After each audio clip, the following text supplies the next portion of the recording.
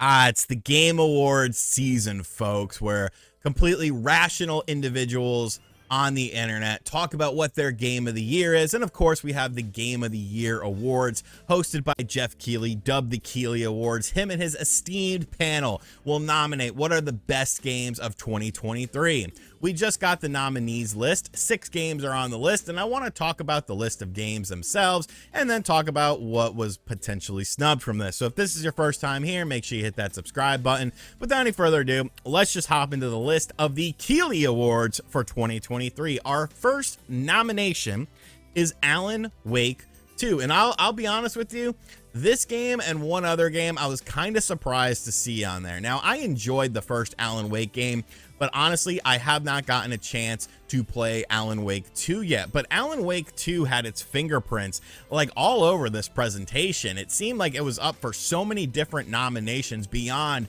just game of the year, like best story or best writing, best audio design and stuff like that. I kept seeing Alan Wake 2 pop up, and it's like, well, maybe I need to bump this game up a little bit on my priority list of what games I need to play. It looks visually stunning. It seems like it's a more traditional survival horror style game as opposed to kind of the action-y style of the first Alan Wake game. So I don't know, this definitely looks like an RGT game. I'm surprised it was nominated for so many things, and I think this might be one of the games that people get a little bit hung up on. We'll talk about another one in just a second as far as being game of the year, but I respect the decision. You know, that's fine with me. Up next is Baldur's Gate 3, which this should come as absolutely no surprise to anyone. Baldur's Gate 3 has been one of the most highly rated games of the year. Developers were upset because they were like, oh, they released a complete game on day one with no DLC or microtransactions. That's a bad business thing, because, you know, then people are going to expect us to do it. It's like, yeah, no shit. Like, you probably should be making complete day one games that are, you know, self-contained, that don't require microtransactions and DLC and stuff like that. Obviously, this game has been getting very high scores. Not really an RGT game. You know, I can respect it for what it is, but I don't want to have sex with like a bear or something like that. And you can like do that in this game. So not really my cup of tea, but hey, you know, it seems like this is a game that definitely resonated with people. And, you know, just due to the positive press surrounding the game, the review scores and everything like that, once again, I have no problem with Baldur's Gate 3 being on the list. It actually just won Game of the Year with the Golden Joystick Awards. So I wouldn't be surprised if this game is one of the final 2 for Game of the Year. Next up, we have Marvel's Spider-Man 2.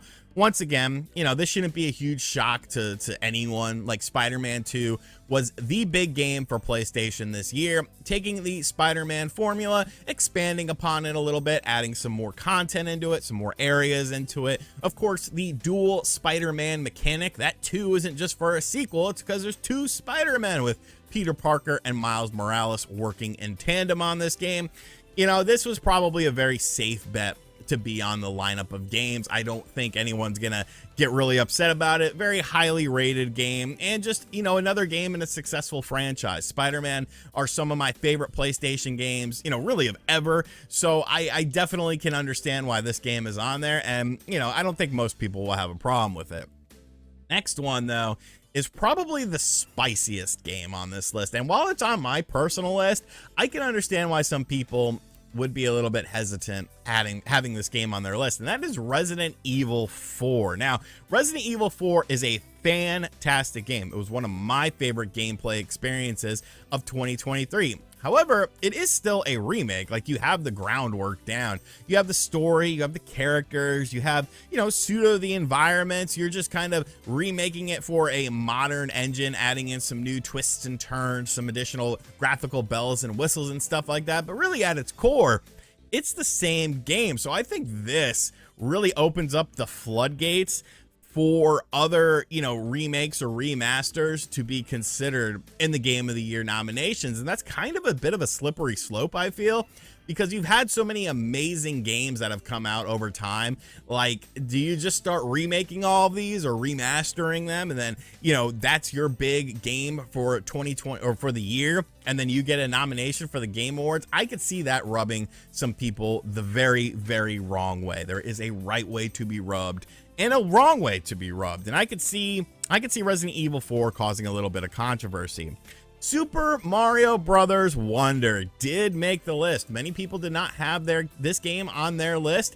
And while, you know, it was one of the better games I played in 2023, I think it should be on the list. I could have understood if it got snubbed. And a lot of people were worried it was going to get snubbed because really, you know, it's a 2D Mario game, and that's not to, you know, discredit it or anything like that. But when you look at like the big budgets of all these other titles and stuff like that, and then you have a bit of a smaller budget, you know, game with a 2D platformer, it's like, can you really put it up against some, you know, huge overarching adventure like a Spider-Man 2 or even, you know, a Zelda game or Baldur's Gate 3? But the nomination committee did say yes, and I'm fine with that. It definitely was one of the more enjoyable experiences of 2023 for me. So nice to see Super Mario Brothers Wonder on there because you don't want that Nintendo fan scorn. And of course, our final nomination is probably one of the 2 games that are going to be the final 2 within the nominees, and that is The Legend of Zelda Tears of the Kingdom. Once again, much like Spider-Man 2, taking the baseline formula, expanding upon it, making it a bigger, more badass adventure. I loved Tears of the Kingdom. I thought it was a great game. I definitely enjoyed it more so than I did Breath of the Wild. So for me personally, I'm completely cool with this game being on the list. And I really think it's going to come down to that game and Baldur's Gate 3 as to what game will win Game of the Year. But of course, you got to talk about what was snubbed from this. And Xbox fans, probably a little bit upset right now. I mean, just got to keep it a buck here. You know, a lot of people had Starfield as their Game of the Year, and Starfield was not nominated. Starfield didn't really get too many nominations during the other sort of, you know, categories that were on here, and I can see a lot of people getting upset by that. And me personally, I definitely enjoyed Starfield more so than some other people did online. And if Starfield was in place of something like Resident Evil 4, I don't think I would have really, you know, like minded it. And I know there's a negative stigma surrounding Starfield because the Metacritic score kept going down, but that's got to sting a little bit for Xbox and Bethesda, because especially Bethesda, because this game was in development for so long, at least in the pre-planning stages, and then, you know, actually making the game and all this stuff, and then your magnum opus for the Xbox, at least for the next foreseeable future, doesn't hit a Game of the Year nomination. That's got to feel a little bit rough. Other games included that were not included on this list, games like Final Fantasy 16. Where's the random indie game, Keely? I thought you were all about the smaller guy here, huh? You get a little bit of money and get some of that Doritos money and Gillette money, and then you just abandon the indie game, the random indie game that's in the lineup of games. But looking over this list, for me personally, I'm fine with it. If people are upset by it, you have to remember one thing. This award show doesn't matter. It doesn't matter. Like, if you made an award show, if anyone else makes an award show, it's just as valid as this. It's just opinions at the end of the day. You know, it shouldn't have a bearing on whether or not you enjoyed a game or you had a good time with a game. If it got snubbed for Game of the Year, or a game is in Game of the Year and you didn't like the game, like, this doesn't just credit you or make your opinion any more valid. But definitely a very interesting lineup of games. You know, I think, you know, the Starfield, you know, not being on that list, it's going to rub some people the wrong way. But when it comes to user-based scorn, like, Xbox is bad, but like, imagine if Wonder wasn't on there. Like, Nintendo fan scorn is worse than Xbox fan scorn because of the fact that there's more Nintendo fans. And like, some of these people are absolute lunatics all across the video game industry. But that is what are our nominees for Game of the Year